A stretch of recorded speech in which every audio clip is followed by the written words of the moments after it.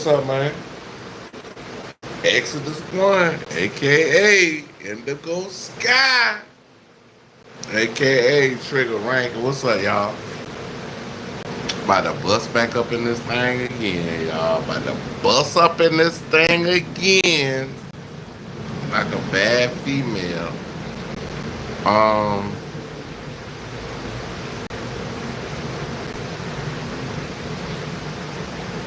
I'm about to see what we're about to do, y'all. Like I said, I'm trying to get my hours up, so I'm going. I gotta keep going, y'all. Let me see.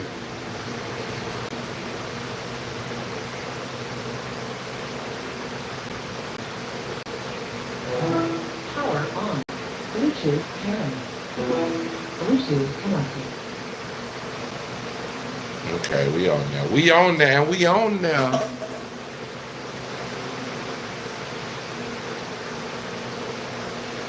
Let me see. Uh, I might do.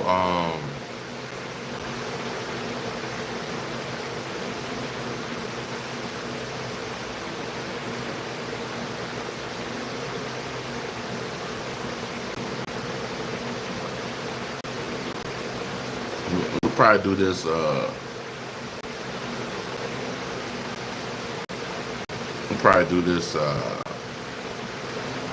They talking about P Diddy grasps at straws with mental health defense. So we're gonna see what they're talking about. Law and crime, guys. A new potential mental health defense. The proposed questions potential jurors as What's the up, y'all? showing What's up up? to What's court. happening, We're going to fam? get into the latest filings What's and happening, developments. fam? The sex crimes trial for Sean Diddy Combs is about to begin. Welcome to Sidebar, presented by Law and Crime. I'm Jesse Weber. Okay, so before we jump into the case, I want to tell you about something else real quick. We have this brand new podcast that we just dropped on Wondery Plus. It's called Karen the Retrial. It's about Karen Reed. Shocker. It's the best place for a recap of everything going on in the Karen Reed case, everything going on in her retrial that's literally happening right now, by the way. What's to come as the new trial heats up. So you can find Karen the Retrial exclusively on the Wondery app or an Apple podcast. Click the link in our description below to listen now. Hope you can check it out. Okay, back to the case. What's that? Well, we are now officially beginning the Sean Combs trial. So I don't know if y'all know. Next week is the day. Next week it gonna start. That's when the money. That's when the money hit the. That's when the money hit the. That's when the money gonna hit next week.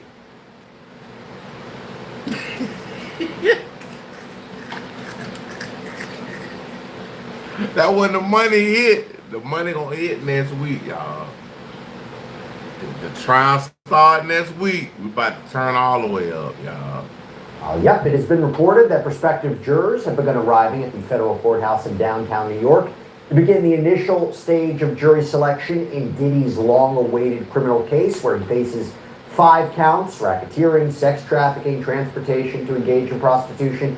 And we're going to get to the questions a little bit later on about what these jurors may be asked, and what the process may be. But there has been a flurry of new activity on the court docket leading up to this trial. So many issues that need to be sorted out. So I want to go through them. And the first one, this is something. So first, we have a interesting defense that was possibly laid out by Sean Combs' attorneys. And it appears, the defense wants to argue to the jury that Combs had a diminished mental capacity, meaning we're talking about a mental health defense, that he couldn't properly form the necessary criminal intent, we call it mens rea, to commit the offenses that he's charged with. More specifically, Never heard of it before. Called mens rea. That sounds like a black girl from the hood. Mens rea. I don't know if y'all know what mens rea is. Y'all look it up for me. Y'all get in the comment section. Y'all tell me what mens rea. Mens rea. That sounds like a black girl from goddamn the hood in Ohio, in Cleveland, nigga. Mens rea. Like, I don't know about mens rea. But hey, it is what it is. That what he hollered, mens rea. Y'all know what mens rea is? Might not. It's cool. It's cool, it's cool, it's cool, Bridget. Hold on, hold on, hold on.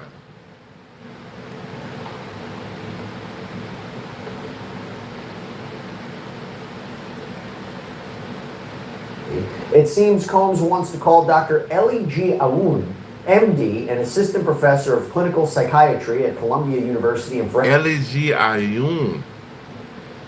This man calling professors from colleges to help him get out of jail. Come on, y'all.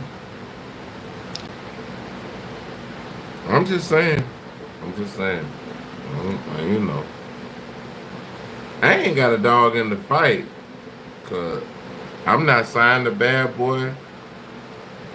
I met Puffy one time. And that was in my early 20s. I don't know Puffy. I met him before. I seen him before. But, hey.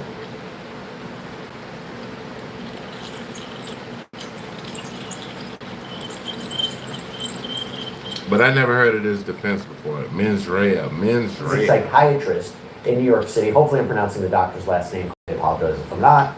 But the government claims that Dr. Aoun didn't examine Combs, but looked at all these records. And what he plans to opine about is not 100% clear because so much is redacted and blacked out in the filings. However, there are references to whether a defendant is lucid or whether a defendant can control his behavior and volitional acts, and quote, evidence of the effects of drugs and alcohol on a defendant's memory or cognitive function. So is the idea that Combs was so heavily intoxicated that he didn't know what was going on? Now, I'm be honest with y'all. One thing they will tell you, like if you're going into an interrogation and they're about to ask you questions, one of the first things they ask you is, are you under the influence of drugs or alcohol? They will ask you that. So, and if you say, yeah, 9 times out of 10, they're gonna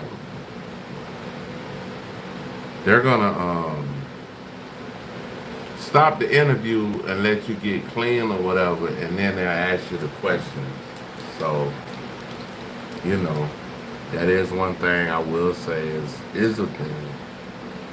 That he didn't have the proper criminal intent to commit these crimes? So before we get into all that, I want to explain why the government says Dr. Aoun's testimony should be excluded from trial. And essentially, it seems that whatever defense the defense is coming up with, they say it shouldn't be allowed to come in. So first argument is that under federal law, usually a mental disease or defect is usually not a legal defense unless we're talking insanity. However, there's a rare and narrow exception where a defendant can introduce mental health evidence to argue that there was no criminal intent. And because it is so rare and so narrow, the prosecution argues that the defendant has to establish a direct link between the evidence and the specific intent required under the charged offenses. And under the federal rules, the defendant has to provide the proper notice to the government before they can introduce evidence about this. So the government argues that other rules apply to as well. There's Rule 702 regarding expert witnesses and qualified opinions they can give. There's Rule 703. It puts limits on when and how experts can testify to facts and data that are usually inadmissible.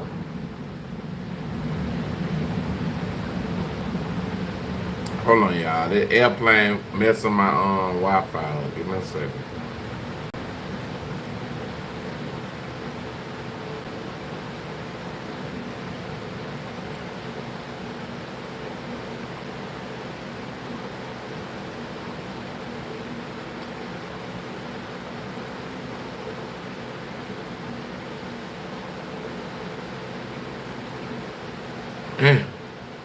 It done messed up everything. I don't know what's going on.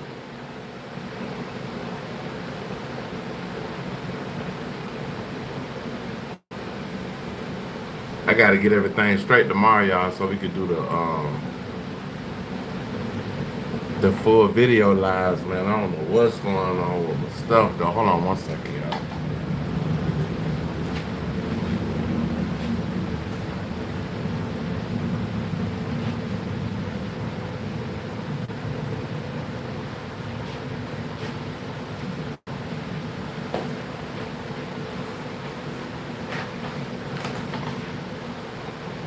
Damn, y'all, hold on.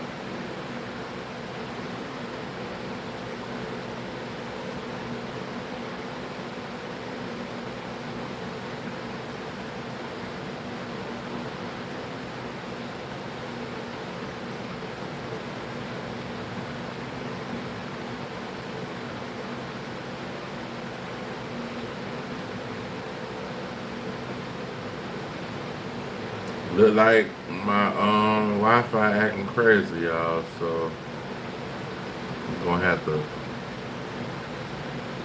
hold on. Let me see.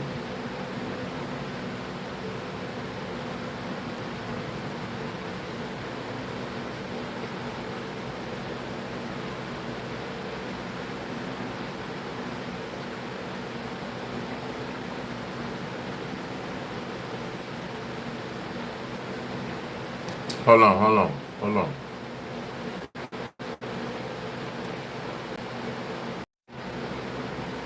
All right, we back, y'all. Hold on one second. I'm trying to see something. All right, so we connected. Let me go back. What we was watching. They say Diddy grasps at straws with mental health defense. So see what they're talking about. Rule 704 prevents the expert from telling the jury whether or not a defendant had the required mental state for purposes of Not a 704, but a 304. But it says 704. That's Charlotte area code. I used to live in Charlotte. a specific crime. That's up to the jury to decide. So here, the prosecution says the defense failed everything. Here, the prosecution says the notice was untimely, meaning it's coming in too late in the lead up to trial. This is an improper justification defense. It's irrelevant, it's unreliable, especially because the government claims there's no direct link between the mental health evidence and negating an essential element of the actual crimes that Combs is charged with. They claim that what Combs is arguing is way too general and it's confusing and it's not going to be helpful to the jury. And just going back to one specific line in the government's filing for why this testimony is inadmissible and why this doctor should not testify, it quotes a prior case, but it reads, thus, the usefulness of the expert testimony in determining whether the defendant was lucid during the course of his participation in a complex multi-year scheme is substantially reduced.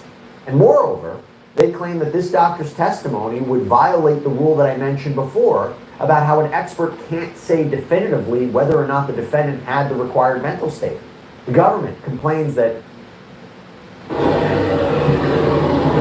I ain't got premium, y'all. My bad. Hey! Commercials. Dr. Woon's testimony is unreliable because he didn't examine Sean Combs. He only analyzed certain medical records. And the government says that's not enough. So in conclusion, the prosecution argues that Dr. Woon's testimony should be excluded, or they're asking the court to hold a hearing about the admissibility of this testimony. It's called the Daubert hearing. So I'm not gonna lie to you, this took me hours last night to go through all these Diddy filings, and I was snacking, I was eating dinner, and I'll tell you what, I try to eat clean, I try to eat healthy, but shopping for healthy food is not so easy. It's tough to know what's actually good for you. But that is why I'm so happy Thrive Market is now sponsoring Sidebar. Thrive Market is a go-to online grocery store for getting healthy essentials. One of the things that I love is their shopping experience, because as a Thrive Market member, you can customize the assortment of products in just a few clicks based on your preferences and diet. And you can filter the products to get exactly what you're looking for. Like, instead of me chopping on candy, I found these amazing organic avocado oil chips. They're perfect for that midday craving. Also, this place, super eco-conscious, with all their products shipped from their zero-waste warehouses. Everything is delivered straight to your door, so you don't even have to leave the house. So if you're ready to make healthy food shopping as easy as a few clicks, check out Thrive Market. Scan the QR code on screen, click the link in the description, or head over to thrivemarket.com/sidebar to get 30% off of your first order and a free gift when you join Thrive Market today. So, a lot to get into. I want to bring on right now Nima Rahmani, former federal prosecutor, trial, and criminal defense attorney. Thank you so much for taking the time, Nima. It's great to see you. We have a lot to get into. This is just part one. So first, let me ask you, am I outside the realm of understanding what this could possibly be? I mean, I've seen reporting about it, but it feels like what the defense may be suggesting is, hey, jury, because of drugs and alcohol or something else, he didn't have the required mental state to commit these crimes. Am I understanding that correctly? Jesse, you nailed it, and that's exactly what the defense is trying to do here. And we all know that voluntary intoxication is not a defense to a criminal offense. So drug use, alcohol use, yeah, if you're drugged, sure. But if you voluntarily take drugs, that's not a defense. So what the defense... So they're basically saying, nigga, you can't, this is not a defense you can use because you weren't drugged, like, without knowing. You took the drugs knowingly. So by you taking drugs knowingly, like, it's like you put yourself in this state of mind. So yeah,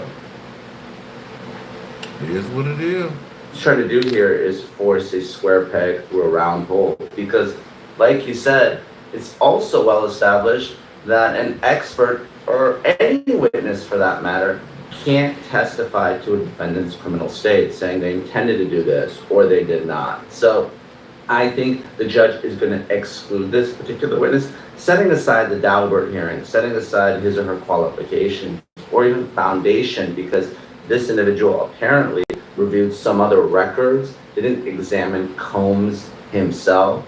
So for all those reasons, I expect this witness to be excluded. And like you said, Jesse, there are plenty of federal rules and cases that support that exclusion. I feel like you're right. I feel like the judge is going to agree with the prosecution here, although it does make me wonder, the defense arguing this, and again, so much of this is redacted, but assuming we're right, does it feel like grasping at straws by the defense to go with this defense?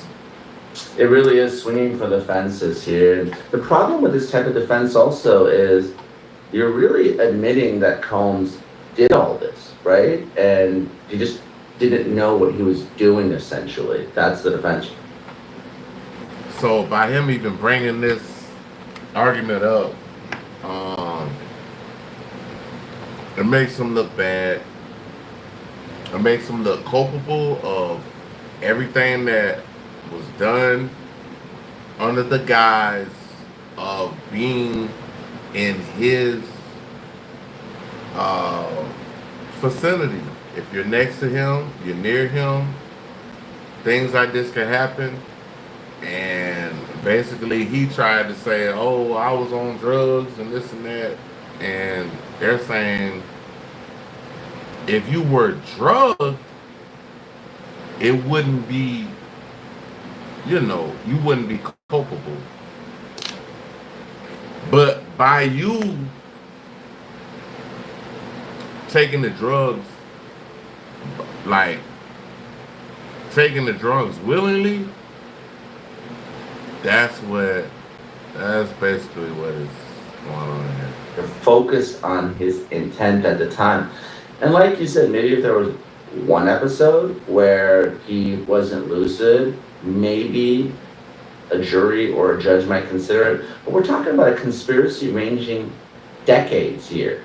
Is the argument that he was under the influence of drugs for all these freak-offs, and when he entered into... So basically they're saying, like, he would have to prove that he was on drugs or drugged, like basically drugged, because that like they're saying you got to be drugged for this to even be admissible in court.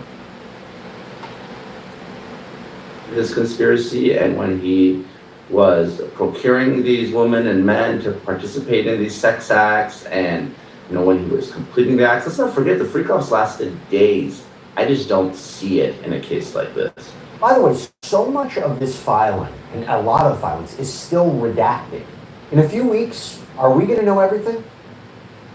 Well, if the evidence comes in, we will absolutely know everything because, of course, trials are public, and unless there's some evidentiary issue like a hearing that's going to be outside the presence of the jurors, we're going to see and hear everything that comes into evidence in that federal court. But obviously, if something's excluded in some pretrial filing, we're not going to hear it. Just to be clear, see everything. I mean, there's no counter, Yeah. But there's going to be reporting on it, and maybe some exhibits will be released, possibly not, but there'll be a lot of reporting on it. Okay, so I want to move on to another argument from the prosecution. So not only do they argue that this doctor's testimony should not be allowed at trial, the jury shouldn't hear it, but they also filed a motion arguing the testimony of another defense witness should not be allowed. And this is Connor McCourt. We've talked about him before. So he is who the defense claims is a forensic video expert who's going to testify about the infamous footage of Combs purportedly beating Cassandra Ventura in a hotel hallway back in 2016. Remember when CNN published this footage? Apparently there's copies of it. Apparently there were cell phone videos taken of it. Apparently there's raw footage of it. But essentially the defense wants to challenge the authenticity. This is like, it ain't no authenticity. We all seen this tape. We seen it. We seen this man chase this woman down, beat her, kick her. He put hands and feet on this woman. We seen this. This ain't nothing we. They got 5 if Shaq would have had, if he'd had my work ethic. Alright, y'all, we're gonna finish this one up, and then I'll probably have that shot tomorrow, bro. So after hearing what Shannon had to say about him, Shaq fired back on Instagram, and he had a lot to get off his chest. Shaq posted a screenshot of some Google search results that showed Shannon ranked as number 51 on the NFL's 100 greatest characters list. But it was the caption he wrote that really got people talking. Shaq went all the way off, writing, "You took me sticking up for Shay as jealousy? Shows how smart you are and how you say anything to get clicks. So here's some clickbait for you. If you ain't ranked in the top 10 in your profession, then you can't speak on me. Don't forget, I know what you did to get where you at. Me jealous? LOL. Sounds like you jealous. I know you tried." When he said, "I know what you did to get where you at," that's nasty work. That's almost like Shannon done sat on the casting couch. Like, you done been in there, like, when Shannon Shaw, I mean, not Shannon Shaw, when Cat Williams was like, yeah, they wanted me to come in for a movie, and there was 3 dudes in there before me, and they wanted me to do some things I wasn't gonna do. So he was like, damn, what the hell did y'all do? So he basically trying to say Shannon Sharp might be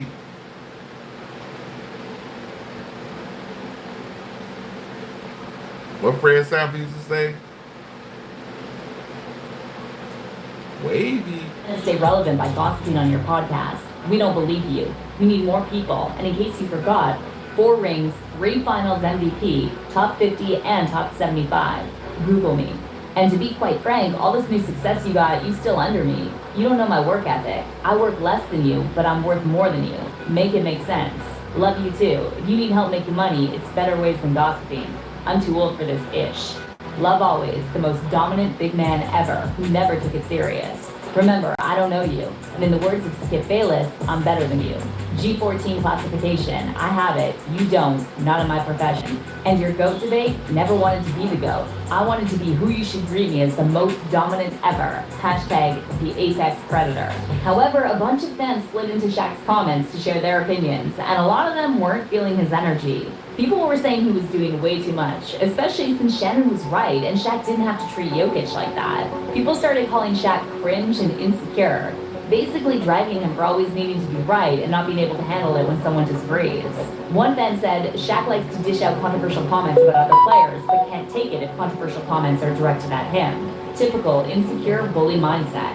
And someone else added, love Shaq. Hey, y'all go check out that new Lil Papa. But if you thought Shaq was going to Lil fall Papa back just dropped the people were song. calling him insecure, then you don't know how Shaq handles beefs. After that Instagram post where he took shots at Shannon, Shaq took it even further and dropped a whole diss track called The Big Man. In the song, he calls Shannon soft and fake, and when he posted the cover art and a preview of the track, he didn't stop there. He went ahead and tagged everybody from 50 Cent and Rick Ross to DL Hughley, Ghostface Killah, Academics, Stephen A. Smith, Ocho Cinco, and a bunch more. Shaq also wrote in the caption, whenever y'all want to listen to a podcast when the host has G14 classifications, tune into the Big Pod with Shaq. And then he added, love y'all, now I'm done with this. I'll be at the Bahamas crib if anyone needs me. But if what Matt Barnes said in that leaked audio is actually true, then Shaq didn't stop with just a diss track. He allegedly paid someone to dig up dirt on Shannon, and some folks think that might have played a part in the lawsuit Shannon's facing now. That said, it seems like Shaq's trying to switch up the narrative a little, because after that audio clip of Matt saying Shaq was out here trying to get info on Shannon went viral, Shaq popped on social media and posted a funny skit joking about paying top dollar for information. Shaq also captioned the post, damn, I got caught again. I need that info. I'm paying top dollars. Hashtag, y'all so dumb. Y'all believe anything. Shaq is white. And here's another wild part. Matt Barnes is now also trying to walk everything back. And he's claiming that the audio of him talking about Shaq was altered using AI. So Matt apparently slid into blogger Tasha K's DMs, threatening to sue anyone who shared the clip. He wrote, y'all keep playing and I'ma sue you for this ish. This I doctored the audio. Y'all some clowns. Y'all post me again with some BS and I'ma sue you. Now as for fans, it seems they're split on this whole situation. Some people just can't imagine Shaq going this far to bring Shannon down. I might put it up They're saying just it's so a he bit can much try to to believe sue me. that Shaq I'm would gonna put actually it up. pay someone to dig up dirt on Hey, Shannon Matt Barnes, just you to can start sue some me, drama bro. or mess with his I'ma career. put this shit After up. all, Shaq's been in the spotlight for years. Oh, it's already He's hard to up. believe It's already he on the risked his own video. So reputation sue me, over then. personal Sue beef. me. But on the other hand, there are plenty of Please fans who aren't sue me. ruling anything out. You ain't Some gonna are do nothing saying but blow they me wouldn't up. past Shaq Sue to me, be involved in dog. something like this, especially considering how powerful It's already he is in on the here. industry. There's also the theory that maybe Shaq, being part of the elite circles, didn't like how Shannon was pushing boundaries by platforming people like Cat Williams and exposing some of the behind-the-scenes secrets of the entertainment world. But what's your take on all this? Do you believe fans are pushing it with these wild theories about Shannon's lawsuit? Or do you think Shaq could have something to do with Shannon's recent downfall? Drop your thoughts in the comments, and don't miss out on this next video. Y'all go check out